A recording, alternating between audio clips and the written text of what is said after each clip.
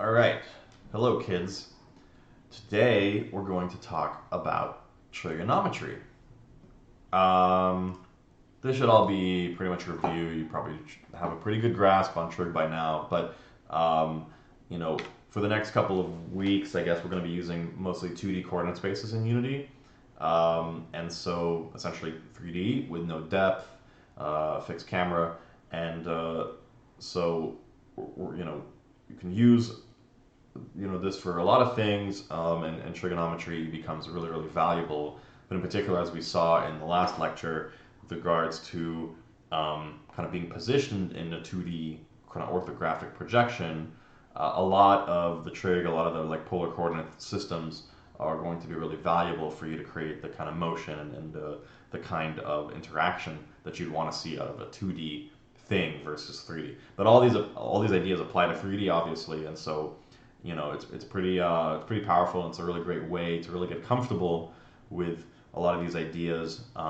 because the third dimension behaves mathematically exactly like the other two, but mentally it's a lot more difficult to understand and to visualize and to work with. So yeah, let's jump into it. So let's talk a little bit about the difference between polar and Cartesian coordinate systems. So the Cartesian coordinate system is something you're probably very comfortable with at this point, right? You've got a set of orthographic axes, right? An x, like in this case in 2D, an x and a y axis. The x represents how far from the origin on the left and right, if you want to visualize it that way, and the y-axis being up and down. But the most important thing is that movement on x and a movement on y do not interfere or change the two other axes, and what's called orthonormal axes. Um, Now, polar coordinates are a different. The polar coordinate system is a little bit different in that you have the distance from the center, and then you have the number of the rotation amount off of a center vector. And if you can kind of think about um, this and almost visualize it as, again, these are in a way um, do not affect each other. So the distance will not affect the amount of rotation about the center. Um, and that's a very kind of interesting thing. At least in 2D. In 3D, the polar coordinate system gets a little bit more wackadoodle. So I guess before we move on, the amount of rotation around the center, we're all very comfortable with degrees, right? A circle has 360 degrees. A triangle contains 180 degrees in total. We all, but a better way, a better way to measure this mathematically speaking, not maybe mentally or intuitively speaking, is with what's called radians, where one rotation of around the axis, around the central vector, is 2 pi radians. So what are radians? If you take a circle and you measure the circumference of a circle, it's going to always come out to around 6.28 radii.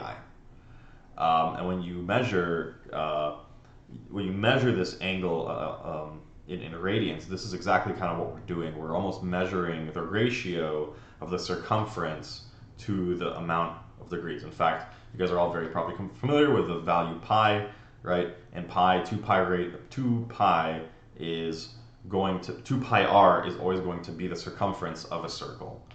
And so ultimately this constant has come out of circles, and we measure, this is how we measure the rotation mathematically in a way that's a little bit more elegant and I think more direct to the math that is underlying these systems. So effectively, one one arc is going to be equal to the radius, and so on and so forth. And so you can kind of get to this point where you can take the radius of a circle and start to draw it around the outside of a circle. You can kind of see how we can get to these values and pi kind of fills in that last little gap to get us to the full thing. So hopefully this is a nice intuitive way to think about it. Yeah, the actual number of degrees per radian is an ugly number. So if you've done a lot of trigonometry, you're probably familiar with the unit circle. And I think that this is pretty important to note that unity uses this particular rotation. Like you can rotate from, as we saw in one of the previous examples, you can rotate from 0 to 180 and then flip degrees. But if you want to talk about the way that unity treats rotations, you're going from 0 to 180 to 360 and then back again.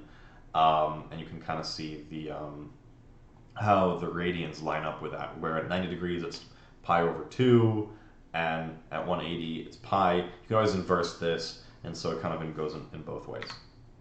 To kind of dive into a little bit of the trig functions, I actually learned this when I was in 6th grade, so I'm a big fan of it. The SOHCAHTOA is really awesome. It works really well. Ultimately, it will help you really easily learn and remember what the trig functions are. Sine being the opposite side of the triangle that you've created over the hypotenuse, the cosine being the adjacent, the one that's sort of adjacent to you, it's connected, it's actually touching the angle you're trying to measure over the hypotenuse, and the tangent being the opposite over the adjacent, and also the tangent being equal to the sine over the cosine, and as you can imagine, there's many other trig identities out there, none of which I'm going to remember at this moment. And so these are actually probably the most commonly used functions in games and the most commonly used math. We tend to obfuscate it a lot using transformations and rotations, so you might not necessarily be doing it directly, but you'll be surprised at how often you might actually have to use a trigonometric function.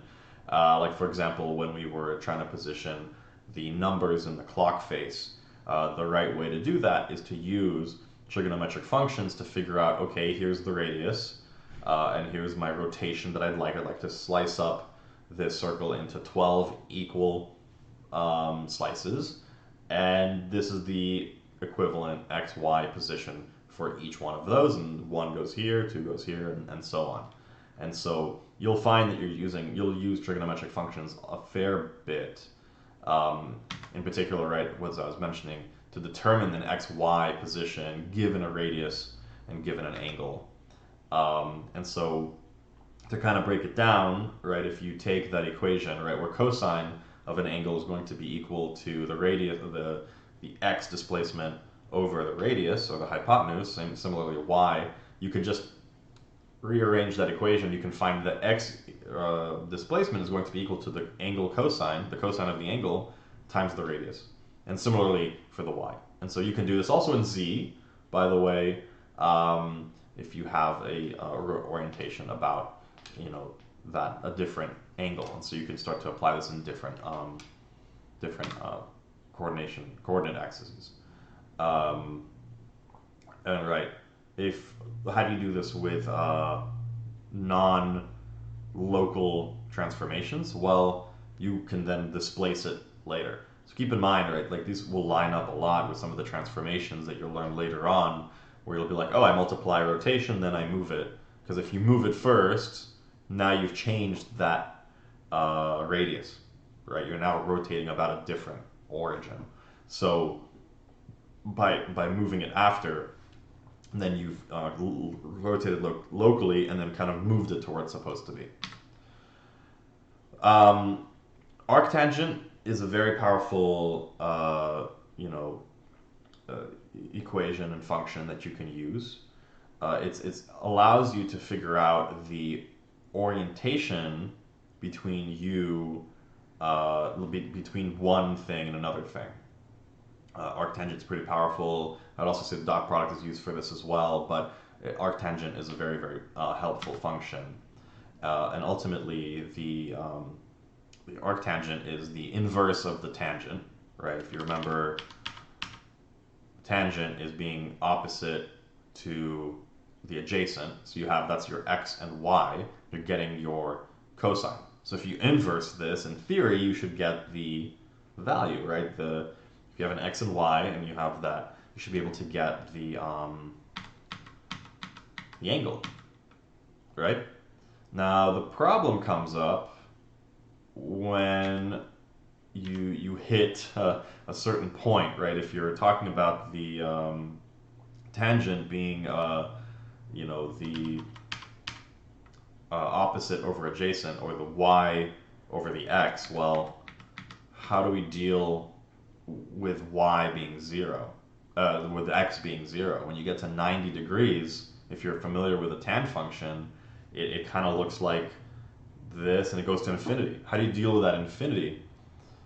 Well, most languages have a function that does this for you, and the atan2 will make sure that you take both an x and a y, not just it will will return the tangent with two things, and that way you can. It's not just a ratio, right? Generally speaking, the input to a mathematical, like a trigonometric function, is a one input thing, and same the other way. When you inverse the value of tan, you're supposed to only put in one value. But atan2 will let you put in both individual parameters, x and y, and that way it'll be able to determine what the actual angle is, even if it hits y is 0 or x is 0 or whatever. And so in Unity, you have the mathf library, and atan2 function is in there. We used that in the previous lecture to figure out what angle the mouse was to the origin of our clock. And this is going to return, obviously, an angle in radians, and you have to convert it to degrees using the other rad to degree constant, which is just that 57 point whatever degrees per radian value. But you can always get that value really easily, right? If you know that there's 1 pi of rotation in 180 degrees, well, you can just divide 180 by pi, and you can get that value back. But it's easy to use. It's easy enough to use the definition from Unity. So with that, you got exercise 4 up, and really it's just to go through that tutorial that was in the previous lecture, and also create out that 2D clock face using trigonometric functions, which I nearly did, but I'm not going to do. So it's on you to do it. But yeah, that's about it for this week.